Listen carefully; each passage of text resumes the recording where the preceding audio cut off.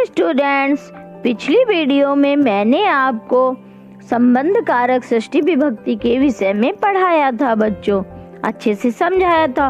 और आज के वीडियो में मैं आपको अधिकरण कारक सप्तमी विभक्ति के विषय में पढ़ाऊंगी। तो आइए सप्तमी विभक्ति अधिकरण कारक के विषय में जानते हैं। देखिए यहाँ पर कुछ वाक्य दिए हुए हैं बच्चों, इनको ध्यान से समझना। मोर जंगल में नाचता है, राधा खाट पर सोती है, कोयल पेड़ पर बैठी है। देखिए बच्चों, मोर जंगल में नाचता है, नाचने की क्रिया का आधार क्या है बच्चों? जंगल। राधा खाट पर सोती है, सोने की क्रिया का आधार क्या है बच्चों? खाट। कोयल पेड़ पर बैठी है, बैठने की क्रिया का जो आधार क्या है बच्चों? पेड़। तो क्रिया के आधार को क्या कहते हैं? ये सब जो क्रियाएं हो रही हैं, इनका कोई ना कोई आधार है। और जब क्रिया किसी चीज का आधार लेती है, यानी क्रिया के आधार को हम क्या कहेंगे? क्रिया के आधार को हम अधिकरण कहते हैं। आइए इसके विषय में जानते हैं। अधिकरण उसे कहते हैं जो कर्ता, कर्म और क्रिया का आधार होता है, अर्थात आधार को ही अधिकरण कहते हैं। आइए इसके सूत्र और कारक चिन्ह के विषय में जानते हैं। इससे संबंधित कुछ नियमों के बारे में जानते हैं। अधिकरण कारक का सूत्र है आधारो अधिकरणम, अर्थात आधार ही अधिकरण है। और इसका चिन्ह है में पे पर, यानी जंगल में नाचना, जैसे में के घर में रहता है, पेड़ पर बैठा है या खाट पर सोता है। इस तरह के जब चिन्ह पर सर्ग आते हैं तो उसमें सप्तमी विभक्ति अधिकरण कारक होता है। आधार 3 प्रकार का होता है। नंबर 1 औपश्लेषिक आधार, नंबर 2 वैश्यिक आधार, नंबर 3 अभिव्यापक आधार। अब आइए इनसे संबंधित उदाहरणों को देखते हैं।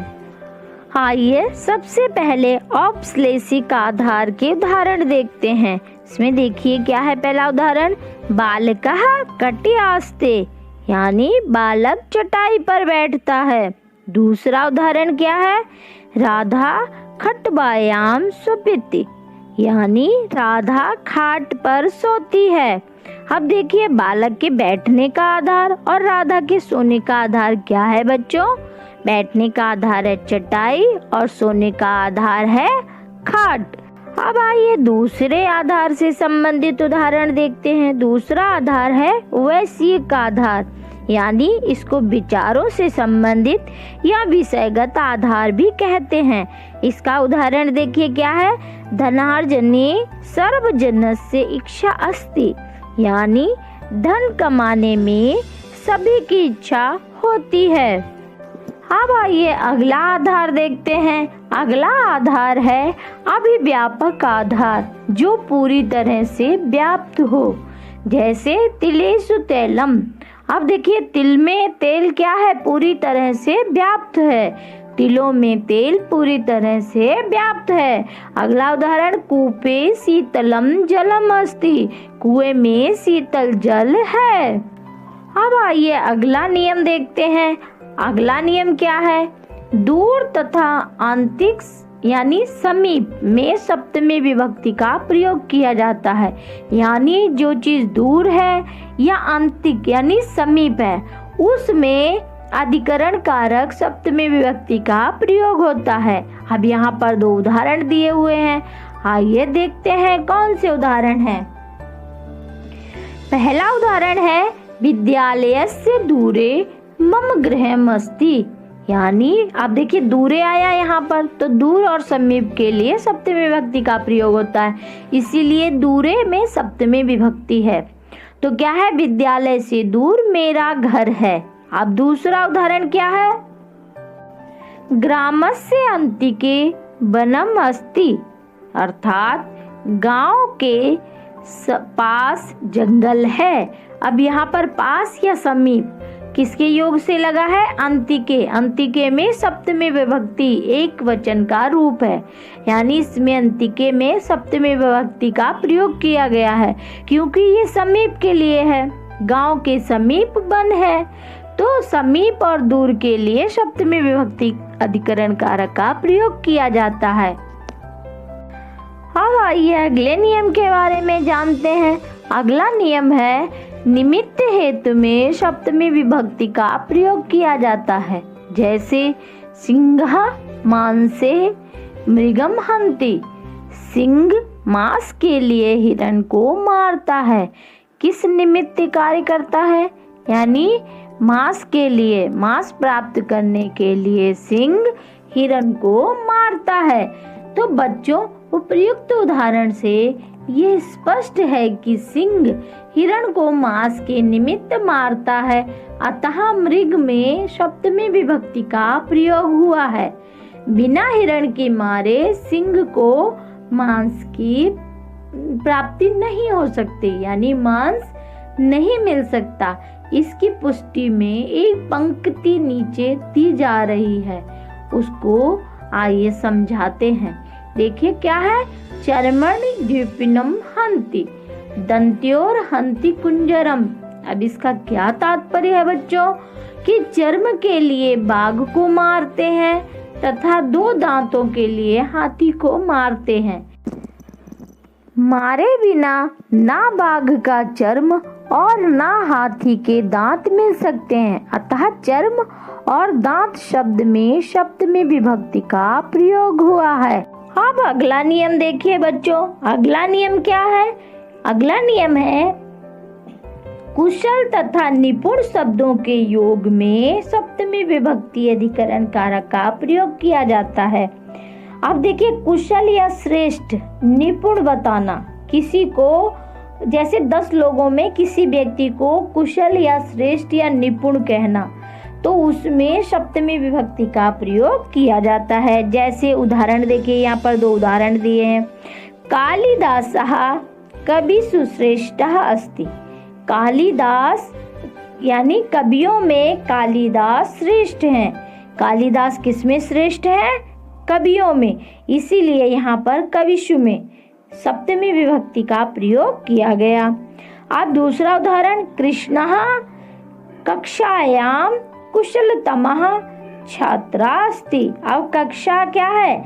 स्त्रीलिंग है, इसीलिए यहाँ पर कक्षायाम सप्तमी विभक्ति का प्रयोग किया गया है।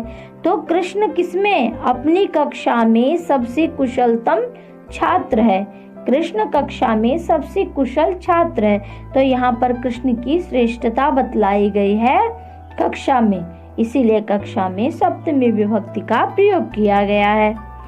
तो बच्चों, ये तो अधिकरण कारक था जिसके विषय में मैंने आपको पढ़ाया व समझाया।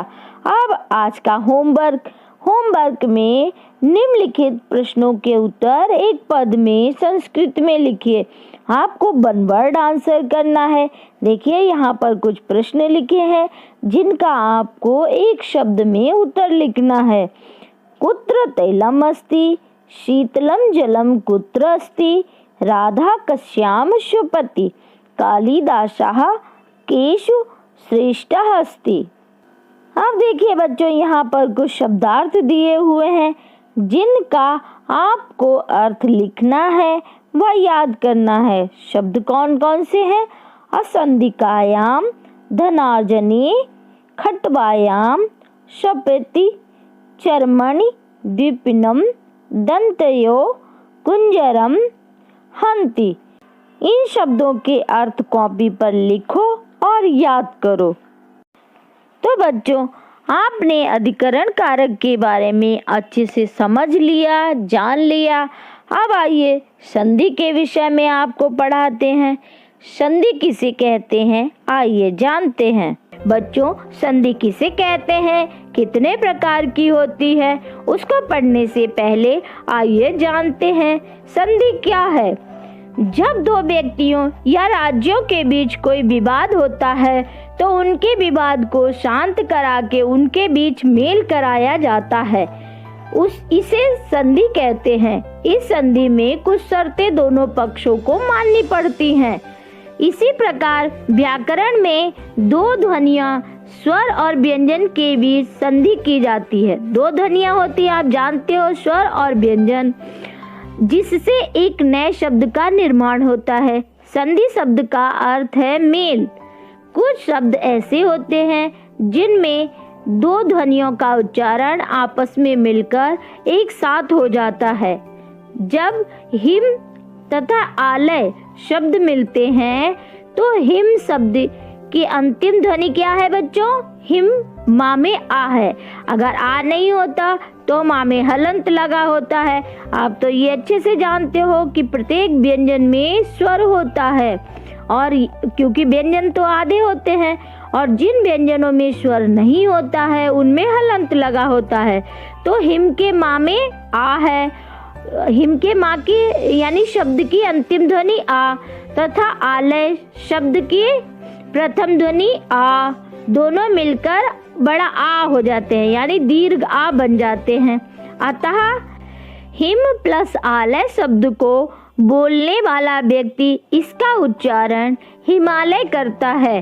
तो बच्चों, आपने जाना कि संधि किसे कहते हैं। आइए इसको विस्तृत रूप से आपको समझाते हैं। अब आइए जानते हैं संधि की क्या पहचान, क्या परिभाषा होती है। संधि की परिभाषा है दो वर्णों के परस्पर मिलने से जो परिवर्तन होता है उसे संधि कहते हैं। कहने का तात्पर्य है कि जो दो वर्ण मिलते हैं, चाहे वो स्वर हो चाहे व्यंजन हो, जब आपस में मिलते हैं और उनके मिलने पर जो परस्पर परिवर्तन होता है उसी को संधि कहते हैं। आइए जानते हैं संधि कितने प्रकार की होती है। संधि के मुख्य रूप से तीन भेद होते हैं, यानी संधि तीन प्रकार की होती है। नंबर 1 स्वर संधि, नंबर 2 व्यंजन संधि, नंबर 3 विसर्ग संधि। और इसमें भी स्वर संधि के 5 भेद होते हैं। आज हम लोग स्वर संधि के विषय में पढ़ेंगे। तो स्वर संधि किसे कहते हैं बच्चों? आइए जानते हैं। स्वरों के परस्पर मेल होने से जो परिवर्तन होता है वह स्वर संधि कहलाती है। यानी जब स्वर के बाद कोई स्वर आए और उससे जो परिवर्तन हो तो उसे ही स्वर संधि कहते हैं। चाहे आ के बाद आ जाए, ई के बाद ई आए या ऊ के बाद ऊ आए, यानी स्वर के बाद यदि कोई स्वर आता है और उन दोनों के मिलने से जो परिवर्तन होता है उसे स्वर संधि कहते हैं। स्वर संधि 5 प्रकार की होती है। आइए उसके विभिन्न भेदों के विषय में जानते हैं कि स्वर संधि कौन कौन से प्रकार होते हैं स्वर संधि के। नंबर 1 दीर्घ संधि, नंबर 2 गुण संधि, नंबर 3 वृद्धि संधि, नंबर 4 यण संधि, नंबर 5 अयादि संधि। आपके सिलेबस में दीर्घ संधि के विषय में दिया गया है, तो आज हम लोग दीर्घ संधि के विषय में पढ़ेंगे। तो बच्चों, दीर्घ संधि किसे कहते हैं आइए जानते हैं। तो बच्चों, दीर्घ संधि में जब ह्रस्व या दीर्घ आ ई ऊ के पश्चात क्रमशः ह्रस्व या दीर्घ आ ई ऊ आए तो दोनों मिलकर दीर्घ यानी आ ई और ऊ बन जाते हैं। जैसे कहने का तात्पर्य है कि यदि ह्रस्व दीर्घ आए, चाहे छोटा आ ई ऊ आए, चाहे बड़ा आ ऊ आए, कहने का मतलब आ के पश्चात यदि आ आता है तो बड़ा आ हो जाएगा, यानी दीर्घ आ हो जाएगा। ई के पश्चात यदि ई आती है तो बड़ी ई हो जाएगी, और ऊ के पश्चात यदि ऊ आता है तो बड़ा ऊ हो जाएगा। चाहे फिर बड़ी ई आए, दीर्घ ई आए, चाहे ह्रस्व ई आए, चाहे ह्रस्व आ आए, चाहे दीर्घ आए, यानी आ के बाद यदि आ आए, कहने का मतलब चाहे वह ह्रस्व आ हो, चाहे दीर्घ आ हो, चाहे ह्रस्व आ पहले हो चाहे दीर्घ आ पहले हो और बाद में ह्रस्व हो, या दोनों ही दीर्घ हो, दोनों दीर्घ आ हो, तब भी आ के बाद यदि आ आया है तो दीर्घ ही हो जाएगा। आ मिलकर बड़ा आ हो जाएंगे, चाहे बड़ा आ मिलकर, यानी उसको देखिए हम सामान्य भाषा में बड़ा आ इसलिए कह रहे हैं ताकि आप लोगों को समझ में आ जाए। दीर्घ आ और ह्रस्व आ आप लोगों को समझ में नहीं आएगा, इसीलिए मैं आपको सामान्य भाषा में समझाने का प्रयास कर रही हूँ। आइए इसको कुछ उदाहरण के माध्यम से आपको समझाने का प्रयास करते हैं। आप भी इसको बहुत ध्यान से समझिए, तभी आपको समझ में आएगा संधि में कैसे परिवर्तन होता है। अब यहाँ पर देखिए कुछ समझाने का प्रयास किया गया है, जैसे आ प्लस आ यानी दीर्घ आ प्लस दीर्घ आ यानी ह्रस्व आ प्लस दीर्घ आ बराबर बड़ा यानी दीर्घ आ, और दीर्घ आ प्लस ह्रस्व आ बराबर दीर्घ आ। तो इसी तरह से देखिए परिवर्तन होता है बच्चों, चाहे छोटा आ के बाद छोटा आ आए तो बड़ा आ हो जाता है, चाहे ह्रस्व यानी छोटा आ के बाद बड़ा आ आता है तब भी बड़ा आ हो जाएगा।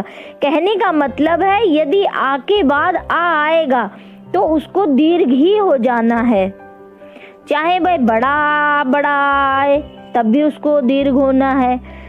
और देखिए अब ई का भी यही है, ई के पश्चात यदि ई आती है तो बड़ी हो जाएगी, और यदि ह्रस्व ई और दीर्घ ई यानी ह्रस्व के बाद दीर्घ ई आई है तब भी दीर्घ ही हो जाएगी, और दीर्घ ई प्लस ह्रस्व ई बराबर दीर्घ ई, और दीर्घ ई बराबर बड़ी ई यानी दीर्घ ई हो जाएगी।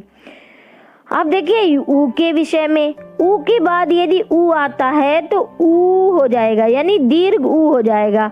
ऊ के पश्चात देखिए ह्रस्व ऊ के बाद दीर्घ ऊ आया तब भी दीर्घ ही हो जाएगा, और ऊ प्लस ऊ बड़ा ऊ, और ऊ यानी दीर्घ ऊ है तब भी दीर्घ ही हो जाएगा। आइए इसको विभिन्न उदाहरणों के माध्यम से और अच्छे से समझते हैं। जैसे दीर्घ संधि के विभिन्न उदाहरण, देव प्लस आलयः बराबर देवालयः। अब देखिए देव के वा में क्या है, दीर्घ यानी लघु आ है यानी ह्रस्व आ, और आलयः के आ में जो प्रथम वर्ण दीर्घ आ है, दोनों मिलकर क्या बन गए, दीर्घ आ बन गए, तो क्या बना शब्द देवालयः। अब देखिए दूसरा उदाहरण, देखिए इसका दूसरा उदाहरण क्या है, विद्या प्लस अर्थी अर्थात विद्यार्थी। तो विद्या में जो अंतिम आ है वो कैसा है, दीर्घ आ है, और अर्थी में जो प्रथम वर्ण है वो ह्रस्व है। दोनों आ होने की वजह से ये दीर्घ हो गए, यानी विद्या का अंतिम वर्ण भी आ है और अर्थी का प्रथम वर्ण भी आ है, दोनों मिलकर दीर्घ हो गए, तभी शब्द बना विद्यार्थी। क्या बना, विद्यार्थी। देखिए आ प्लस आ बराबर दीर्घ आ। तो इसी तरह से बच्चों आपको अच्छे से समझना है। अब आइए ई से संबंधित कुछ उदाहरण देखते हैं। अब यहाँ पर देखिए पहला उदाहरण क्या है, मुनि प्लस इंद्रः। अब यहाँ पर देखिए मुनि का अंतिम वर्ण ना में ई है और इंद्र का प्रथम वर्ण ई, तो दोनों ई मिलकर क्या बन गई, दीर्घ हो गई और मुनिंद्रः शब्द बना। अब नीचे देखिए स्पष्टीकरण, ई प्लस ई मिलकर बड़ी ई हो गई, ई मिलकर ई बन गई। तो बच्चों आज आपको अच्छे से ये समझ में आ गया होगा। अब नीचे दूसरा उदाहरण देखिए, कपीसः। अब देखिए कपि प्लस ईसः। अब इसका स्पष्टीकरण देखिए, कपि यानी पा में छोटी ई है दीर्घी, और ईसः में जो प्रथम वर्ण ई है वह कैसी है, दीर्घ है। और कपि में ह्रस्व ई है और ईशा में दीर्घ ई। दोनों जब मिलती हैं आपस में तो दीर्घ ई का निर्माण होता है। तभी देखिए कपीशः में बड़ी ई यानी बड़े ई की मात्रा लग गई है। ई प्लस ई यानी दीर्घ ई। अब आइए ऊ से संबंधित उदाहरण देखते हैं। देखिए पहला उदाहरण दिया है भानु प्लस उदया, भानुदया। अब देखिए इसका स्पष्टीकरण क्या है। ऊ प्लस ऊ यानी दीर्घ ऊ। देखिए भानु में ह्रस्व ऊ है और उदया में भी ह्रस्व ऊ है, तो दोनों मिलकर दीर्घ ऊ हो गए। तो क्या बना, भानुदया। अब अगला उदाहरण देखिए। अगला उदाहरण है लघु प्लस ऊर्मि यानी लघुर्मि। क्या शब्द बना, लघुर्मि। तो ह्रस्व ऊ और दीर्घ ऊ बराबर क्या बना, बड़ा ऊ यानी दीर्घ ऊ। यानी कहने का तात्पर्य ये है कि चाहे दीर्घ ऊ आए चाहे ह्रस्व ऊ आए, चाहे दोनों ही ऊ दीर्घ ही हो, लेकिन दोनों वर्ण जब आपस में मिलेंगे तो दीर्घ ही हो जाएंगे। तो बच्चों ये तो दीर्घ संधि थी। अब आइए देखते हैं आज की एक्टिविटी में आपके लिए क्या है बच्चों। आज की एक्टिविटी में है संधि कितने प्रकार की होती है, नाम लिखो। यानी जितने भी प्रकार की संधि होती है उन सभी के नाम लिखने हैं आपको। अब आइए देखते हैं आज के क्लास वर्क में आपके लिए क्या है बच्चों। आज के क्लास वर्क में है दीर्घ संधि की क्या परिभाषा है, क्या पहचान है, उदाहरण सहित लिखो और याद करो। अब आइए देखते हैं आज के होमवर्क में आपके लिए क्या है। आज के होमवर्क में जो वीडियो में मैंने आपको पढ़ाया है, समझाया है, उसको ध्यान से देखो, समझो, लिखो और याद करो। कोई समस्या हो मुझे फोन करो, मैं आपकी समस्या का समाधान करूंगी।